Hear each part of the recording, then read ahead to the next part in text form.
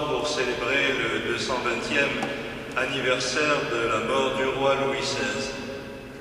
Et je suis heureux de vous accueillir pour cette messe de Requiem que nous allons concélébrer à sa mémoire.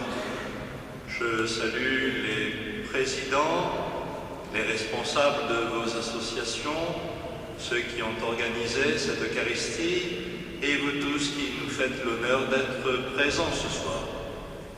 J'ai demandé au Père Xavier Manzano de nous donner l'homélie et de nous permettre de méditer sur la vie et le message de ce roi qui fut guillotiné par haine de la royauté, de ce qu'elle représentait de valeurs chrétiennes et humaines, et en votre nom, je l'en remercie.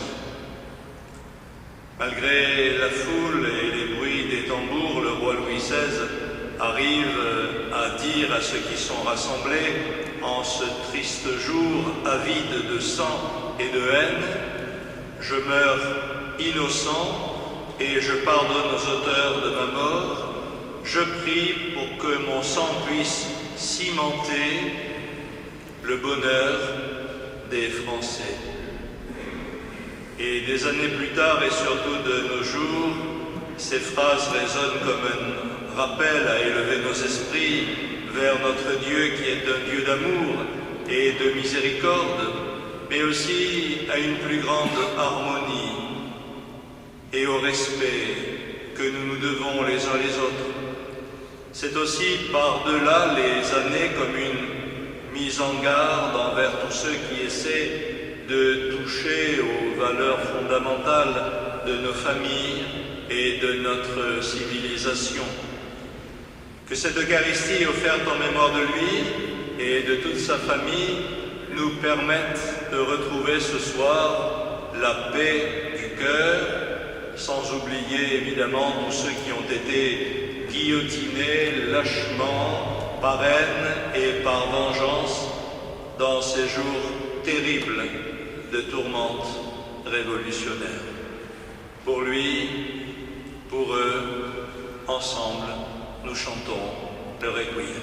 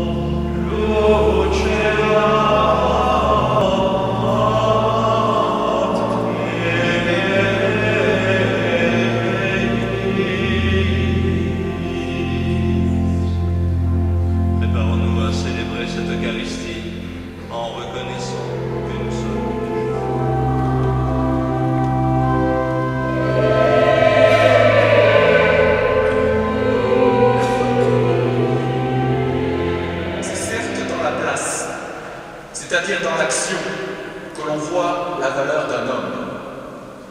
Et c'est d'autant plus vrai pour un homme ayant eu la charge de son pays.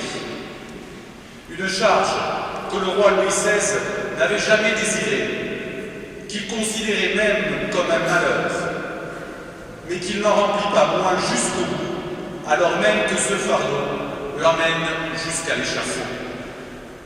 Qu'est-ce qui a poussé Louis XVI à ne jamais esquiver, alors que les occasions furent nombreuses?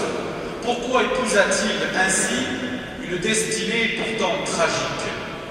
Quel peut être le motif d'une telle fidélité politique, osons le mot au sens noble évidemment, à la charge reçue? L'une de ses réponses, lors de sa mise en accusation devant la Convention, le 26 décembre 1792, peut nous aider à comprendre le fond de son âme, le fond de sa motivation. Barrère, le président de l'Assemblée, on s'en souvient, l'accuse d'avoir répandu de l'argent parmi les ouvriers du faubourg Saint-Antoine et son parti. Et Louis XVI de répondre calmement: je n'avais pas de plus grand plaisir que celui de donner à ceux qui avaient besoin. Il n'y avait rien là qui tint à quelques projets. Et lorsque le même Barrère achève sa sinistre énumération par l'accusation suprême, vous avez fait couler le sang le 10 août, Louis XVI réprimait un mouvement d'indignation. Non, monsieur, ce n'est pas moi. C'est d'ailleurs la seule accusation que, dans son long calvaire, le roi combattra avec la dernière énergie jusqu'aux portes de la mort. Au milieu de chefs d'accusation controuvés, qui confineront jusqu'au sordide lorsqu'il s'agira de condamner la reine, on s'en souvient, au milieu du fanatisme de certains, du cynisme des autres et de la lâcheté de beaucoup, Louis XVI défend un seul principe, le seul qui ne puisse dégénérer en idéologie ou en nihilisme, le sang des hommes. Le sang des hommes que personne ne peut toucher parce qu'il est le sens de ce monde. Le sang des hommes dont on ne peut disposer pour satisfaire les caprices des majorités comme des petits lobbies. Le sang des hommes qui est sacré, enfin, parce qu'il vient de Dieu. C'est le seul principe qui vaille bien qu'on meure pour lui, puisque sans lui, rien n'a de sens. Et sur ce principe, chers amis, il nous faut bien mettre un nom, et ce nom, c'est vérité. Or, au risque d'être un peu polémique, j'ose poser la question, qui nous parle de vérité en politique aujourd'hui? La vérité.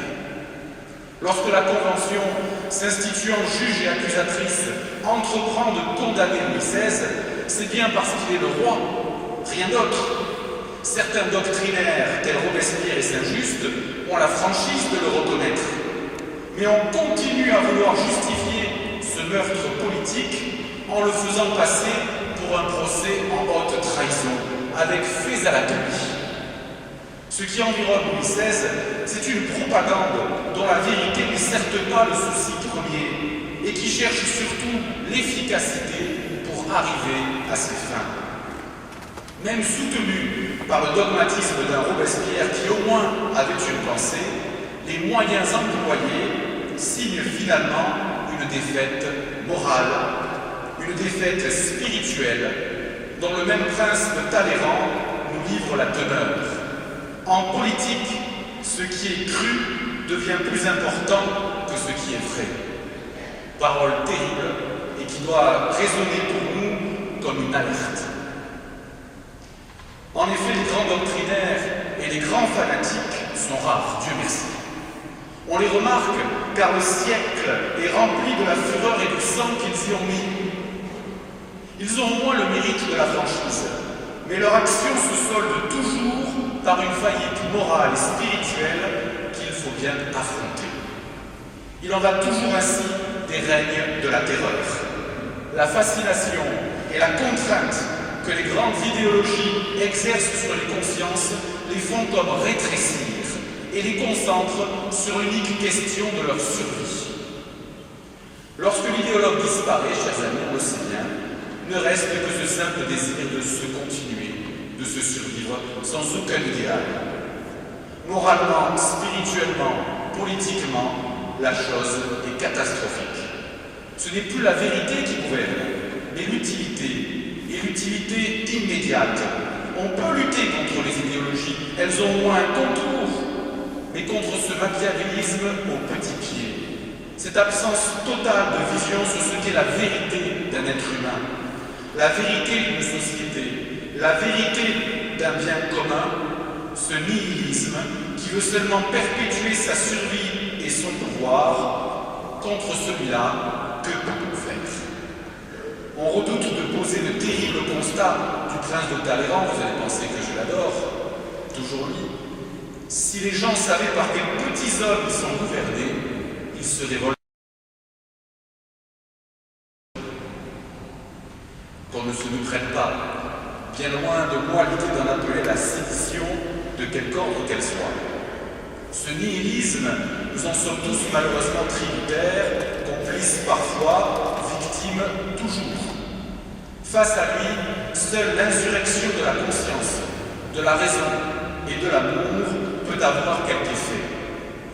Et c'est en ce sens que la question de la vérité est si capitale. Cette vérité, nous l'avons dit, c'est celle de l'être humain dont Louis XVI ne voulait à aucun prix répandre le sang. Car il ne pensait pas que son autorité pût aller jusqu'à ce goût forcené d'elle-même. Cet être humain a une nature concrète, une direction à rechercher, un bonheur à construire. Toute société qui en ferait bon marché pour satisfaire à quelques caprices particuliers ou au désir de se croire toute puissante ne ferait que détruire le seul principe qui puisse la gouverner et la justifier.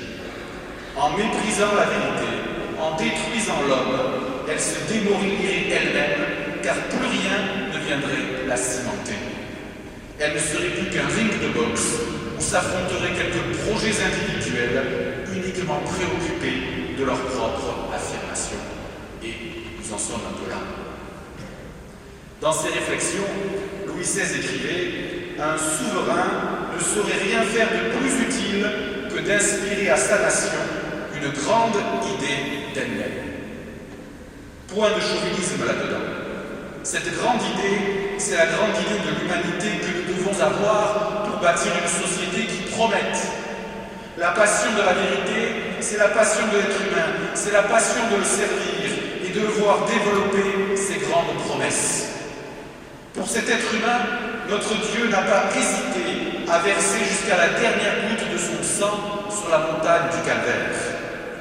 Et c'est sans aucun doute en méditant ce sacrifice que Louis XVI monta à l'échafaud, nous livrant à sa manière un véritable testament de charité politique et de charité tout court. Répandre son sang plutôt que celui des autres, renoncer à son pouvoir plutôt que de l'exercer contre les autres, être fidèle à sa conscience plutôt que de piétiner celle des autres. C'est cet homme que nous avons vu dans la place, non pas comme une statue du passé, n'en déplaise au prince de Talleyrand, mais comme une personne bien vivante, un frère pour lequel le Christ est mort et que Dieu, nous l'en prions aujourd'hui, a reconnu pour son Fils. Car notre Dieu est le Dieu d'Abraham, d'Isaac et de Jacob. Il n'est pas le Dieu des morts, mais le Dieu des vivants. Si nous n'étions là que pour nous souvenir d'un mort si admirable soit-il, notre célébration n'aurait pas grand sens. Point de place pour la nostalgie ou la rancune dans un cœur chrétien. Mais si le témoignage de Louis XVI, comme sa personne, est vivant auprès de Dieu et pour nous, alors sa mort et la signification qu'il a choisi de lui donner peut devenir pour nous, dans les circonstances actuelles, source d'inspiration et de conviction. Quel que soit notre engagement dans la vie de notre société, que ce ne soit jamais au prix de la vérité, que ce ne soit jamais au prix de notre conscience.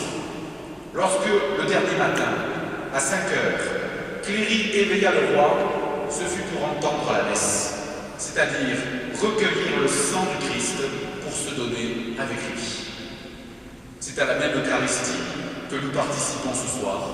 C'est le même sang qui nous dit la vérité et qui nous permet d'en témoigner.